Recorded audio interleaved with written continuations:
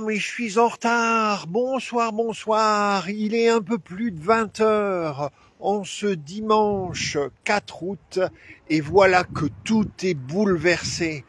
Je suis bouleversé, évidemment, comme vous tous, par tous ces exploits d'athlètes, qu'ils soient du monde entier ou de France, depuis une semaine aux Jeux Olympiques. Évidemment, beaucoup de monde en ce moment, donc, sont dans ce mood Jeux Olympiques, et c'est donc dans ce mood Jeux Olympiques que je vous accueille ce dimanche, non pas à 19 heures, mais à 20 heures et un peu plus tard même, pour vous dire bonsoir, bienvenue dans ODD, au déjà dimanche. Les 10 minutes, peut-être un peu moins puisque j'ai du retard, 10 minutes de mobilisation sur l'agenda 2030, les 17 objectifs de développement durable et évidemment ce qu'il y a de très important dans l'agenda 2030, cette promesse, ces deux promesses, ne laissez personne de côté et atteignons les plus éloignés en premier. Voilà, comme tous les dimanches, quelques mots sur la vie de cet agenda 2030 dans le monde ou en France. Et aujourd'hui, je ne vais pas être très long. Je vais juste vous dire que je pense depuis quelques jours, vous pouvez lire en français ce qui s'appelle la déclaration ministérielle du dernier forum politique de haut niveau sur l'agenda 2030. Cela date, je vois que je ne suis pas très bien coiffé, cela date, de il y a environ 15 jours, c'était le 18 juillet à New York aux Nations Unies. Les ministres de tous les pays se sont mis d'accord sur un texte, comme ils le font chaque année, pour redire à quel point l'agenda 2030 était important et quelles devaient être les priorités des mois à venir. Et donc, on a un texte qui est maintenant disponible en français, que vous trouverez sur la page ODD, au déjà dimanche, et qui en fait nous projette aussi sur ce qui va se passer dans environ un mois et demi à New York, et c'est ce qu'on appelle en anglais The Summit of the Future, en anglais, non, en français maintenant, le sommet de l'avenir. Et il y a donc un pacte pour le futur qui se prépare. Alors, pour ce qui est du pacte sur le futur, pour l'avenir, pacte pour l'avenir en français, Pact for the Future en anglais, vous allez retrouver un texte qui est ce qu'on appelle un draft, donc un brouillon, une préversion avant les négociations finales. Et donc, vous pouvez aussi, sur le poste qui concerne la déclaration ministérielle, aller voir sur la page internet des Nations Unies sur ce fameux sommet pour l'avenir, le premier draft ou le deuxième brouillon de ce texte qui s'appelle Pacte pour l'avenir. Voilà, donc, c'est dans ce contexte qu'on est. Et évidemment, dans le contexte apparemment joyeux, parce que même les journaux étrangers disent les Français n'ont plus à se plaindre, les Jeux Olympiques les ont complètement convaincus, et donc on est dans ce moment un peu de trêve et de joie olympique, et espérons que cela fait du bien et que tout le monde y trouve aussi une certaine force, un dynamisme pour faire exister les valeurs de l'olympisme, puisque les valeurs de l'olympisme, au-delà de la compétition du moment, c'est aussi la fraternité, la paix, la solidarité. Et on pourrait dire qu'il y a un lien un peu quand même, un tout petit peu, avec l'agenda 2030. Déjà, on nous a dit il y avait une parité au niveau des athlètes.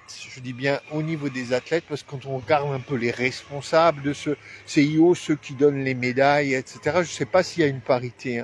Souvent des hommes, etc. Mais enfin bref, restons positifs, que l'esprit de l'olympisme, de la paix, de la fraternité, de la solidarité soit aussi celui qui se maintienne ensuite dans les semaines qui viennent pour qu'on passe d'un esprit de l'olympisme à l'esprit de l'agenda 2030, qui est quand même le seul plan qui propose quelque chose de cohérent pour offrir un avenir à nos enfants, leurs enfants et on pourrait dire les générations futures en général, un avenir qui concerne et les dimensions sociales et les sécurités humaines dont nous avons besoin et les dimensions environnementales, climatiques dont nous avons besoin et on pourrait dire encore les dimensions liées à la gouvernance de nos pays, des démocraties bien faites, avec des institutions qui fonctionnent bien, dont nous avons besoin. À propos d'institutions qui fonctionnent bien, je me permets, parce que mon double, Pierre Klein, vous le savez, Pierre Klein, allons d'aider Pierre Klein, hein, vous le savez, est engagé avec l'ONG internationale Agir tous pour la dignité, ATD Carmont, qui existe évidemment aussi en France. Eh ben, pour l'ODD 16, les institutions solides qui fonctionnent bien, je vous invite déjà à prendre date le 19 septembre, donc c'est dans un mois et demi, il y aura un lancement national par Agir tous pour la dignité France, ATD France, d'un rapport. Alors évidemment ça le prend sous une lorgnette négative, pardon l'esprit des JO, hein, mais il s'agit de dire stop aux maltraitances institutionnelles pour tout le monde. Et on sait que dans le contexte des maltraitances institutionnelles, c'est souvent quand même les populations à bas revenus, donc qui sont les plus concernées ou les plus atteintes par ces maltraitances institutionnelles. Et donc là, on rejoint l'ODD 1, l'ODD 10 sur les inégalités et tout. Voilà, c'était un peu ce que je voulais vous dire ce soir, avec aussi, et là c'est pas vraiment deux bonnes nouvelles. La première nouvelle, c'est que la semaine passée, on a marqué le 1er août, donc le Global Earth Overshoot Day. Ça veut dire que globalement, la planète a passé son jour du dépassement cette année. C'est-à-dire qu'on a déjà consommé et on a déjà épuisé la planète en 2024 au 1er août. Tout ce qu'on va consommer depuis le 2 août jusqu'à la fin de l'année, eh ben, ce sera impossible que la planète le régénère dans cette même année. Donc on est toujours dans un complet déséquilibre pour la durabilité, puisque ce jour du dépassement, c'était il y a quelques jours, le 1er août. Donc ça c'est la première nouvelle. Et la deuxième nouvelle qui est quand même, alors il y a d'autres nouvelles qui peuvent je dirais nous bousculer, hein, évidemment. Dans beaucoup de pays, vous avez entendu parler du Venezuela, vous savez, la guerre en Ukraine, on parle maintenant de peut-être une augmentation des tensions entre le Hezbollah au Liban et l'armée israélienne.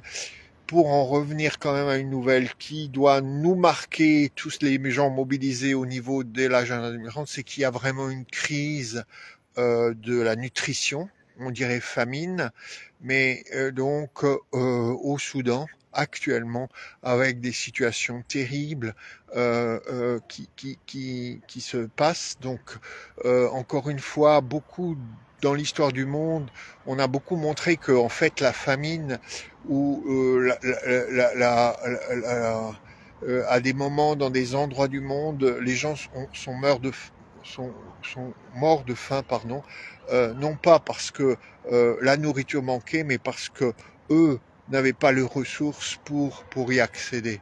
Donc c'était plus d'autres questions d'ordre économique, de solidarité, de sécurité partagée dans une société qui étaient en cause que simplement l'absence de nourriture. Pour le Soudan, je ne saurais pas dire complètement, mais toujours est-il que on doit avoir ça en tête aujourd'hui dans le monde, cette alors je veux pas dire fatalité parce que justement ce n'est pas une fatalité, mais cette terrible épreuve de gens qui meurent de faim, cette violence de la pauvreté de nos sociétés faite sur les humains est toujours d'actualité. Voilà, donc Overshoot Day, jour du dépassement, famine au Soudan et d'autres tensions et moments de souffrance et de traumatisme dans le monde sont là. C'est vrai qu'en France, ces jours-ci, la grande majorité, j'espère, d'entre nous vivent la trêve olympique et toutes les joies qu'elle amène. Avec ceci, je vous dis bonne semaine. On se retrouve dimanche prochain. Ce sera, semble-t-il, juste avant la cérémonie de clôture de ces Jeux Olympiques. J'espère que là aussi, les messages de la cérémonie de clôture nous engageront pour la solidarité, la paix, la fraternité. Allez, bonne semaine, prenez soin de vous, restez mobilisés pour l'agenda 2030 et toutes les causes qui s'y rattachent. À bientôt. Et voilà, toujours mon problème de doigt, je n'arrive pas à arrêter la vidéo.